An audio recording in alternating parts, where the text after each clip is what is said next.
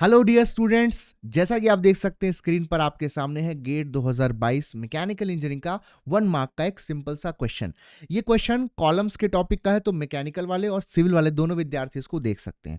अब इस क्वेश्चन को मैंने क्यों पिक किया भी बताता हूँ। देखिए, क्वेश्चन है तो वैसे बड़ा बेसिक, बट ये क्वेश्चन में बहुत सारे छोटे छोटे कॉन्सेप्ट्स हैं जिसको अगर आप सीख जाओ तो आगे किसी अच्छे क्वेश्चन में भी आप लोगों को प्रॉब्लम नहीं होगा। ठीक है, तो ये एकदम बेसिक क्वेश्चन भी नहीं है, हाँ थोड़ा सा इसमें कुछ कॉन्सेप्ट का इस्तेमाल हुआ। चलिए उसको एक एक करके देखते हैं। पहले पढ़ लेंगे क्वेश्चन को। तो क्वेश्चन में आप लोगों को बोल रहा है कि यहाँ पर एक स्लैंडर बीम ए बी है जिसका सेक्शन मॉडुलस ई आई दे रखा है, और यहाँ पर एक फ्रिक्शनलेस जॉइंट ए पर रखा हुआ है ना। और यहाँ पर एक light extensible inextensible cable B C है जो कि पॉइंट बी पर, इसको आप देख सकते हैं फिगर में, सपोर्ट कर रहा है। और यहाँ पर पॉइंट बी पर एक डब्ल्यू वेट जो है इस पे हैंग हो रहा है। अब आपको बताना है कि यहां पर अगर W की maximum value to avoid buckling of beam A B दे रखी है beta pi square E I. So this is the value of W, maximum value of W जो बिना बकलिंग के ये कंडीशन में कॉलम जो है हमारा सह सकता है। तो बीटा की वैल्यू क्या है? बेसिकली हम लोगों को यहाँ पर W नहीं, यहाँ पर हम लोग को जो बीटा दे रखा है ये बीटा हम लोगों को फाइंड आउट करना है।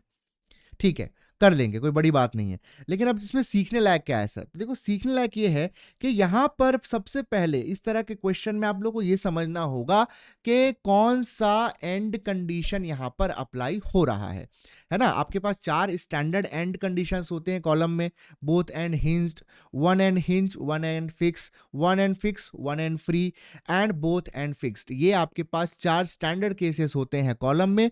और इन स्टैंडर्ड केसेस के हेल्प से आप एक बहुत ही important term effective length find out करते हो। अगर आपको ध्यान होगा बेटा, तो जो क्रिपलिंग लोड होता है या क्रिटिकल लोड होता है वो होता है पाई square E I minimum upon L E square, ये होता है। तो इफेक्टिव लेंथ यहां पर बहुत ज्यादा इंपॉर्टेंट है, एंड कंडीशंस बहुत ज्यादा इंपॉर्टेंट है। तो इस क्वेश्चन को आप सही तरीके से सिर्फ तब सॉल्व कर पाओगे जब आपको इसकी इफेक्टिव लेंथ का ज्ञान होगा। अब इफेक्टिव लेंथ कैसे पता चलेगी? वो पता चलेगी एंड कंडीशंस को समझ करके। तो पहले तो देख सकते हैं आप साफ साफ कि जो एंड ए है यहां पर, ये कैसा है? ये हिंज्ड है, तो वन एंड हिंज तो है ही इसमें।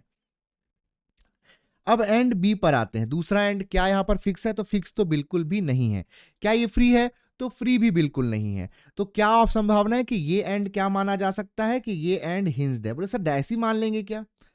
हाँ, अब अगर समय बताना चाहते हो तो आप पहले क्या करोगे, ऑप्शंस को एलिमिनेट करके समय बता सकते हो कि भाई फिक्स तो है नहीं, है ना। फिक्स तो है नहीं। बोले फिक्स क्यों नहीं है? देखो, फिक्स में क्या होता है, फिक्स में translation as well as rotation दोनों को लेके रेजिस्टेंस होता है ना। तो आप अगर देखेंगे यहां पर, तो जब इस कॉलम पे आप पॉइंट बी पर फ्री बॉडी डायग्राम बनाओगे तो आप पाओगे, देखो पॉइंट बी पर क्या होगा, this is point B, this is point B. Point B पर इस तरह से डाउनवर्ड लोड आएगा W, ठीक है, डाउनवर्ड लोड आएगा। नाउ जो केबल BC है उसमें TBC इस तरह से टेंशन क्रिएट होगा, है ना। और यहां पर इस कंडीशन में आपका जो कॉलम है उसमें कंप्रेशन क्रिएट होगा। तो कंप्रेशन के लिए यहां पर इस तरह से कंप्रेशन फील होगा जो कि पॉइंट बी की तरफ आएगा एज अ रिएक्शन फोर्स। तो मैंने पॉइंट बी का फ्री बॉडी डायग्राम यहां पर बना लिया, है ना। कॉलम को इस तरह से कंप्रेशन फील होगा, ठीक है। और अगर पॉइंट बी पर उसका एक्शन देकर रिएक्शन प्रिंसिपल अगर आप लगाओगे तो उस पर कंप्रेशन का डायरेक्शन इस तरफ होगा, ठीक बात है। तो ये आप देख सकते हो। तो पॉइंट बी पर आप देख रहे हैं ओनली फोर्सेस आ रहे हैं।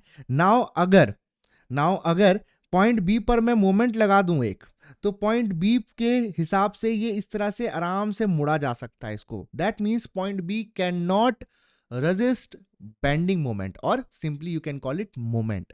मोमेंट को लेके रेजिस्टेंस नहीं है। मोमेंट लगाओगे तो ये सिंपल मुड़ जाएगा। यहां पर अगर आप इसको ऐट दोगे पॉइंट बी पे किसी तरह से, तो वो मुड़ जाएगा, इस तरह से बैंड हो जाएगा। यानी कि पॉइंट बी पर जो भी सपोर्ट है वो रोटेशन को रेजिस्ट नहीं करता है। और ऐसा गुण किस में पाया जाता है? हिंज सपोर्ट में पाया जाता है।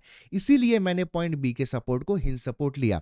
फिक्स सपोर्ट होता तो यहां पर मोमेंट को रेजिस्ट करता। ये फिक्स सपोर्ट क्या होता है? रोटेशन और ट्रांसलेशन दोनों को रेजिस्ट करता है, जबकि बी में ये वाला क्वालिटी नहीं है ना। बी में वाला क्वालिटी नहीं है, इसलिए इसको हिंज सपोर्ट मानना सबसे बेस्ट ऑप्शन है। तो यहां पर ये क्या बन गया? Both and hinged both ends hinge, यानी कि जो एली है वो इसकी गिवन लेंथ के बराबर होगा, यानी कि इफेक्टिव लेंथ 2.5 मीटर्स होगी।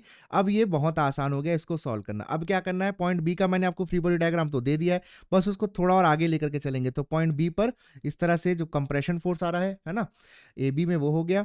इस तरह से जो टेंशन फोर्स आ रहा था केबल में टी बी सी, वो हो गया। यहाँ पर एंगल ऑफ इंक्लिनेशन आपको 30 डिग्री दे रखा है और यहाँ पर है वेट। अब इसको मैं रिजॉल्व कर लेता हूँ सिंपली, तो ये हो जाएगा टी बी सी साइन 30, है ना, ये हो गया टी बी सी कॉस 30। ठीक है, अब स्टैटिक इक्विलिब्रियम की कंडीशन लगाएंगे तो summation of forces in Y direction is equal to 0 करूंगा, तो T B C sine 30 is equal to हो जाएगा डब्लू। ठीक है, या इसको थोड़ा सा फैला के लिखोगे तो minus W is equal to 0, जो कि अगले स्टेप में आपको साफ साफ sine 30 is equal to W ऐसा दिख जाएगा। ठीक है, इसके बाद यहाँ पर आप टी बी सी निकाल सकते हो, साइन 30 होता है 1/2, तो यहाँ से हो जाएगा 2 टाइम्स ऑफ डब्ल्यू। तो टी बी सी आपका आ गया 2 टाइम्स ऑफ डब्ल्यू। यहाँ तक हो गया, टी बी सी अब आ चुका है। तो अब मैं summation of forces in excitation equal to 0 करता हूँ, ये कर दिया मैंने। जैसे ही मैं करूंगा तो हो जाएगा C A B minus T B C cos 30 is equal to 0 होगा। तो C A B is equal to हो जाएगा T B C cos 30 degree. ठीक है, टी बी सी में निकाल चुका हूँ, ये होता है T times of 2 times of W, और कॉस 30 हो जाएगा √3/2, यहाँ से कैंसिल आउट हो गया। और जो कंप्रेशन इसको फील हो रहा है, यानी कि जो हमारा कॉलम है जिसको हम कारा कंप्रेशन फील हो रहा है, वो होगा √3 टाइम्स ऑफ डब्ल्यू। तो इतना फोर्स आ रहा है। नाउ टू अवॉइड क्रिपलिंग, है ना, मैक्सिमम वैल्यू ऑफ कंप्रेशन जो कि ए बी सह सकता है ना, maximum value of C A B, है ना, क्या हो जाएगा, क्रिपलिंग लोड, है ना, ये क्या होगा, क्रिपलिंग लोड के बराबर होगा, जो कि होगा पाई स्क्वायर ई आई मिनिमम, या ई आई बस लिख सकते हैं यहाँ पर, बाई एल ई स्क्वायर, है ना। तो इसकी जो अधिकतम वैल्यू है जो इसमें आ रहा है कॉलम में, वो क्रिपलिंग लोड से ज़्यादा नहीं हो सकती। क्रिपलिंग लोड रहा ये आपके सामने। ठीक है, वैल्यू यहाँ पर पुट कर देते हैं, तो ये हो जाएगा यहाँ पर पी सी ए बी हम लोग ऑलरेडी जानते हैं कितना है, √3 टाइम्स ऑफ डब्ल्यू है। और ये किसके बराबर होना चाहिए, ये होना चाहिए पाई square E I by L E. L E कितना है हमारे पास, ये है 2.5। 2.5 तो 2.5 का स्क्वायर हो जाएगा, तो डब्ल्यू आ गया हमारे पास, है ना, पाई square E I divided by √3 into 2.5 का स्क्वायर हो जाएगा। तो यहाँ से हो जाएगा पाई स्क्वायर ई आई √3, है ना, इंटू ये हो जाएगा 6.25 के आसपास, और √3 का 1.7, है ना, 32 अपन रख देंगे वैल्यू, इसको मल्टीप्लाई करते हैं, मैंने इसको पहले से करके रखा हुआ है इस कैलकुलेशन को। सो आई कैन टेल यू कि ये आ जाएगा 10 पॉइंट समथिंग कुछ आ रहा था, 10.8 समथिंग आएगा, है ना, 825। ना इसको अगर आप कैलकुलेट करते हो तो ये आ जाएगा 0. ओके, जाएगा 0.09 समथिंग के अराउंड कुछ आएगा। ठीक है, this will be something around 0.09। Okay, 0.092 something कुछ आ रहा है, पाई स्क्वायर ई आई। अब जो हम लोगों को वैल्यू दे रखा है क्वेश्चन में हम लोग को जो वैल्यू दे रखा है इसका, वो है बीटा पाई स्क्वायर ई आई। तो हमको कंपैरिजन करना होगा और सिंपली हमको बीटा का वैल्यू आ जाएगा। तो कंपेयर कर सकते हैं, 0.925 है ना, 924 समथिंग कुछ आ रहा है, और यहाँ से कंपेयर करूंगा तो मुझे मिल जाएगा बीटा का वैल्यू 0.0924। ये मेरा वैल्यू आ रहा है, जो कि सीधा सीधा ऑप्शन नंबर ए है। ठीक है, तो ये मेरा करेक्ट ऑप्शन होगा। तो इस क्वेश्चन की मदद से आप जो है किस प्रकार आप सपोर्ट्स को जज कर सकते हो किसी कॉलम के क्वेश्चन में, वो सीखे, और किस तरह से सिंपली स्टैटिक इक्विलिब्रियम लगा करके जो एग्जैक्ट फोर्स आ रहा है वो आप निकाल सकते हो, ये आपने सीखा। ठीक है, इसी तरह के और भी वीडियोस और भी कॉन्सेप्ट्स को समझने के लिए चैनल को सब्सक्राइब कर लीजिएगा और बेल आइकन को जरूर दबा दीजिएगा। Thank you.